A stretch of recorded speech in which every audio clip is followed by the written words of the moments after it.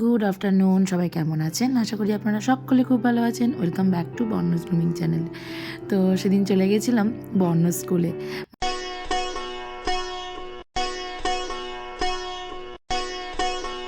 মাঝে মধ্যেই বর্ণ স্কুলে আমাদের এন্ট্রি দেয়, যদিও বা একটা প্লে স্কুল, এখনও বড় স্কুলে বর্ণকে অ্যাডমিশন করায়নি। প্রথম থেকেই চিন্তা ছিল কোথায় দেবো। যাই হোক, এখানে বর্ণকে ভীষণভাবে কেয়ার করে, বর্ণকে শুধু না, সব বাচ্চাদেরকেই। তো এই দিন ছিল নন ফায়ার কুকিং কম্পিটিশান। তা আমি এই সব অকেশানগুলো না একদম ছাড়তে চাই না, হই না হই সেটা পরের কথা, কিন্তু এইসব মুহূর্তগুলো বড্ড দামি, জানেন তো। সত্যি না, এই সময়গুলো বর্ণর সাথে কাটানো বা বর্ণ যেখানে পড়ে বা যা থাকে সেই জায়গাগুলোকে আমারও দেখার ইচ্ছা, বা এইসব অনুষ্ঠানগুলোতে পার্টিসিপেট করতে বেশ ভালো লাগে। তো আমি মিস বলেছিলেন যে বাড়ি থেকে কিছু করে নিয়ে আসবেন, তাহলে হবে, এখানে এসে সাজিয়ে দেবেন। তো সেই মতো আমি কোনো দিনই এরকম নন ফায়ার কুকিং কম্পিটিশানে পার্টিসিপেট করিনি, তাই আমার কোনো অভিজ্ঞতাও ছিল না। আমি আর সেভাবে মানে সিরিয়াসলিও ব্যাপারটা নিইনি। ভাবলাম বাড়িতে একটু দই বড়া বানাই, তাহলে ওটাই একটু বানিয়ে নিয়ে যাই, নিয়ে গিয়ে ওটা গিয়ে একটু সাজিয়ে দেবো। তো মিস 1.5 ঘন্টা সময় দিয়েছিলেন ঠিকই, কিন্তু আমার তো বেশি সময় লাগেনি। আমি রেডি করেই নিয়ে গেছিলাম যে তেঁতুলের একটা আচার, আমার চাটনি হয়, বা এটা ধনেপাতার চাটনি হয়, সব কিছুই একদম অ্যারেঞ্জ করে নিয়ে গিয়েছিলাম। ওখানে গিয়ে জাস্ট একটু ডেকোরেশন করে সাজিয়ে দিয়েছিলাম। পরপর সবাই কিন্তু কম বেশি খুব সুন্দরভাবে করেছিলেন। আর ওই যে যিনি জাজমেন্ট করবেন উনি এসে গেছিলেন, উনি খেয়েও আমাকে বললেন যে তোমার দইটা একটু পাতলা হয়ে গেছে। সত্যি তাই, অন্যদিন বাড়িতে কী সুন্দর করি, সেদিন যে কেন পাকামো মেরে দইটার মধ্যে একটু জল দিতে গেছিলাম, পুরো একদম জল কেটে গেছে। ফ্রিজ থেকে বার করে নিয়ে গেলাম, পুরো গিয়ে দেখছি পুরো পাতলা জল হয়ে গেছে। যাই হোক, এটা ছিল ফার্স্ট প্রাইজ। এটা একটা চিজ কেক টাইপের বানিয়েছিল, খুব সুন্দর ছিল। এটা ছিল সেকেন্ড প্রাইজ। উনি এখানে বসেই সব কিছু করেছিলেন, খুব সুন্দর করেছেন। লাড্ডু বানালেন, স্যান্ডউইচ, জুস, ওদিকে একটা নাচোস দিয়ে মনে হচ্ছে একটা স্যালাড টাইপের। এটাই হলো নন ফায়ার কুকিং কম্পিটিশান। ইনিও খুব সুন্দর করেছিলেন। আর এই যে এটা হলো সেকেন্ড প্রাইজ। খুব সুন্দর না, খুব সুন্দর করেছিলেন। এই ডেকোরেশনটা ফ্রুটস দিয়ে এত সুন্দর হয়েছিল, আমিও এই প্রথম দেখলাম এসব কম্পিটিশানের মধ্যে এত কিছু, খুব সুন্দর ছিল। যাই হোক, দিনটা খুব ভালো কেটেছিল, আর সবার সাথে খুব ভালোভাবে এনজয় করেছিলাম।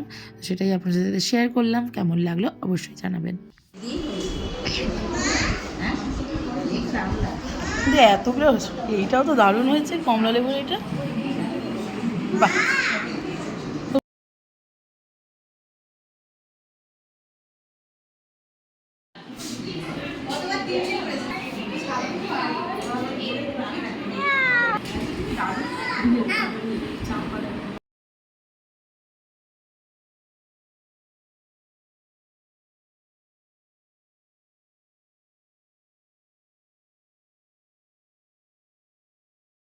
আনেনি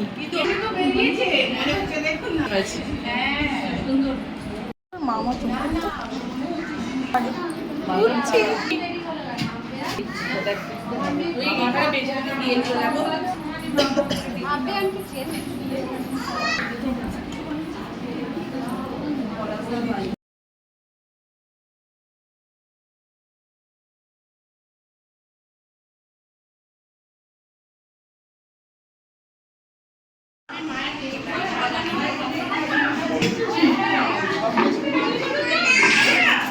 সবাই খাচ্ছে এখন।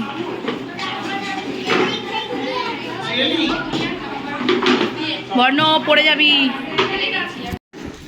সবাই এবার খেতে ব্যস্ত।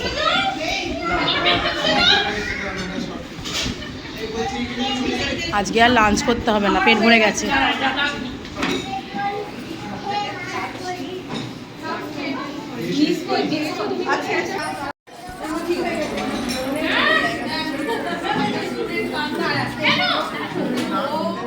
আমারটা খেতে হবে তো।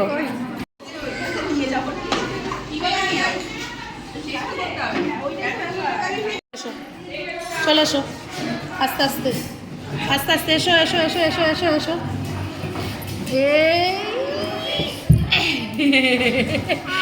লেগেছে। সব শেষে বর্ণ একটুখানি স্লিপে চললো, আমি ছিলাম তো ওর একটুখানি কনফিডেন্স লেভেলটাও বেড়েছিল। যাই হোক, কেমন লাগলো আপনাদের ব্লগটা অবশ্যই জানাবেন, কিন্তু কমেন্ট করতে ভুলবেন না, এবং ভালো লাগলে লাইক শেয়ার করতে ভুলবেন না। তো দেখা হচ্ছে আবার নতুন একটা ব্লগে, ততক্ষণের জন্য সবাই ভালো থাকবেন, সুস্থ থাকবেন, নমস্কার, টাটা।